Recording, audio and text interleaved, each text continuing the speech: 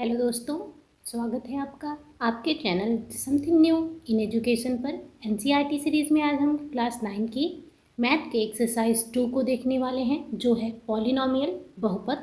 चलिए इसके एक्सरसाइज 2.1 पर चलते हैं। एक्सरसाइज 2.1 का फर्स्ट क्वेश्चन है, निम्नलिखित व्यंजकों में कौन एक चर में बहुपद है, एक चर में बहुपद है और कौन कौन नहीं है। कारण के साथ अपने उत्तर दीजिए, मतलब आपको रीज़न भी देना है कि क्यों वो एक चर नहीं है। पहले तो बताना है कौन एक चर है, और फिर एक चर वाला बहुपद है, पॉलिनोमियल है, और फिर बताना है कौन नहीं है और रीज़न देना है क्यों नहीं है। चलिए फर्स्ट पॉइंट पे चलते हैं। यहाँ पे दिया गया है कि फर्स्ट पॉलिनोमियल है, बहुपद है।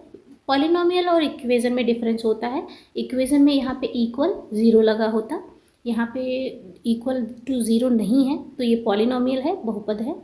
यहाँ पे पहले तो हमें चर बताना है, तो पहले हमें चर और अचर के बारे में आना चाहिए कि वेरिएबल क्या होते हैं, वेरिएबल क्या होते हैं। यहाँ पे जैसे कि वेरिएबल यहाँ पे यक्स है। वेरिएबल मतलब जिसकी वैल्यू कुछ भी आ सकती है, वेरी करता है, उसका वैल्यू पहले से डेफिनेट नहीं है।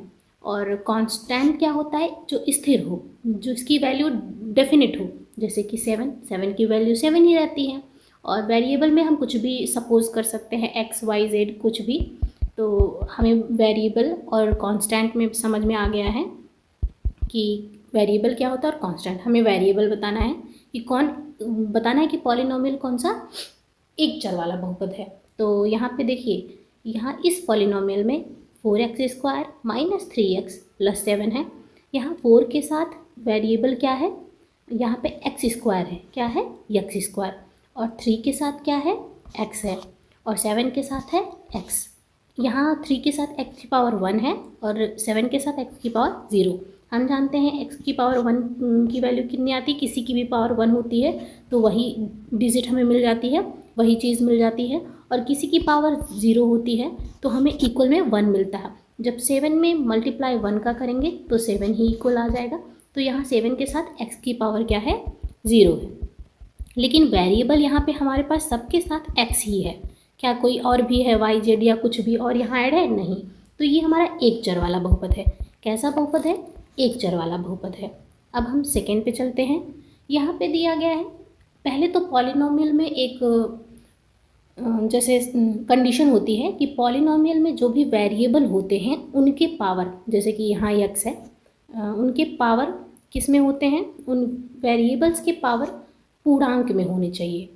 वो माइनस में नहीं होना चाहिए या फिर डेसिमल में नहीं होना चाहिए। जैसे 1/2 यहाँ पे √2 है, तो ये तो वेरिएबल है नहीं, कांस्टेंट है। लेकिन अगर ये वेरिएबल होता तो जैसे x की पावर 1/2, जिसको √x भी लिखते हैं, तो ये एक पॉलिनोमियल नहीं होता, क्योंकि 1/2 को 0.5 भी लिख सकते हैं।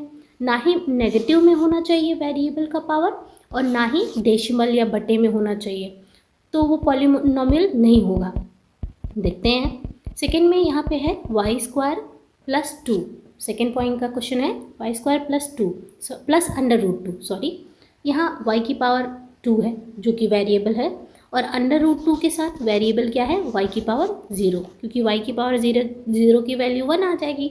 और √2 को 1 से मल्टीप्लाई करेंगे तो क्या आएगा, √2 ही आएगा। यानी √2 के साथ भी हम y की पावर 0 सपोज कर सकते हैं, और y² है। यहाँ पे भी हमारे पास चर एक ही है y, उसके अलावा कोई और नहीं है। तो सेकेंड पॉइंट भी क्या हो जाएगा, एक चर वाला बहुपद। पहला तो हुआ ही था, सेकेंड वाला भी क्या हो जाएगा, एक चर वाला बहुपद। अब हम थर्ड पॉइंट पे चलते हैं। थर्ड पॉइंट का पॉलिनोमियल है कि नहीं ये पहले देखते हैं। एक चर वाला है कि दो चर वाला है कि तीन चर वाला, वो तो बाद में देखेंगे, पहले देखेंगे पॉलिनोमियल है कि नहीं। यहाँ पे है 3√t प्लस t√2।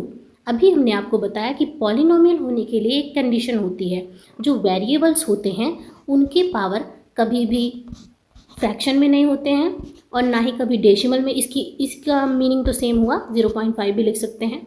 और ना ही कभी नेगेटिव होते हैं, जैसे कि 1/x है तो उसकी वैल्यू क्या होती है, x की पावर -1 ही तो होती है, x इनवर्स जिसे लिखते हैं हम। तो पॉलिनोमियल होने की कंडीशन यहाँ पे देखिए फुलफिल नहीं हो रही है। टी की पावर हाफ है, टी की power under root two, T का पावर अंडर रूट टू है, यानी टी की पावर 1/2 है, तो ये तो हो नहीं सकता। तो ये तो पॉलिनॉमियल ही नहीं है। एक चर वाला है कि बहुत, दो चर वाला है, तीन चर, वो तो बात अलग है। ये पॉलिनॉमियल ही नहीं है। कारण क्या लिखेंगे हम, ये लिख देंगे कि ये पॉलिनॉमियल ही नहीं है। अब हम फोर्थ पॉइंट पे चलते हैं। यहाँ पे भी देखिए दिया गया है y + 2/y। अभी आप यहाँ पे दिखाइए, हमने बताया कि कभी भी वेरिएबल की जो पावर होती है वो नेगेटिव नहीं होनी चाहिए। यहाँ पे जो है y है, वेरिएबल में हमारे पास y है, एक चर तो है, लेकिन आप ज़रा ये देखिए y है दोनों में, लेकिन यहाँ पे 2 के साथ 2 जो y लिखा है इसको हम लिख सकते हैं 2 × y इनवर्स। ना ही कभी भी वेरिएबल बटे में होता है, मीनिंग सेम हुआ कि y की पावर नेगेटिव नहीं होनी चाहिए, या उसको कह सकते हैं कि y वेरिएबल कभी बटे में नहीं होना चाहिए। तो जब ये पॉलिनॉमियल ही नहीं है तो फिर एक चर वाला है कि दो चर वाला, वो तो बताने की ज़रूरत नहीं है। हम यहाँ पे लिख सकते हैं कि ये वेरिएबल भी नहीं है, पॉलिनॉमियल ही नहीं है। अब हम फिफ्थ पॉइंट पे मूव ऑन करते हैं। यहाँ पे है x की power 10 plus y cube, y की पावर 3 प्लस t की पावर 50। यहाँ पे देखिए वेरिएबल मतलब जिसकी वैल्यू कुछ भी आ सकती है। अभी हमारे पास डिजिट्स होती 4, 3, 7, तो उनकी वैल्यू तो कांस्टेंट होती है, उनकी तो वैल्यू चेंज नहीं होती। लेकिन यहाँ पे आपके पास x वेरिएबल है, y भी है और t भी। तो क्या ये एक चर वाला है? नहीं, ये तो तीन चर वाला बहुपद है। कैसा बहुपद है? तीन चर वाला बहुपद। ये इसमें बोला गया था कौन नहीं है, तो ये भी नहीं है। क्यों नहीं है? ये लिख सकते हैं तीन चर का है। किसका है? तीन चर वाला, तीन चर वाला है। कौन सा वाला? ये फिफ्थ नंबर का। आगे है, इतना ही था। Thank you for watching.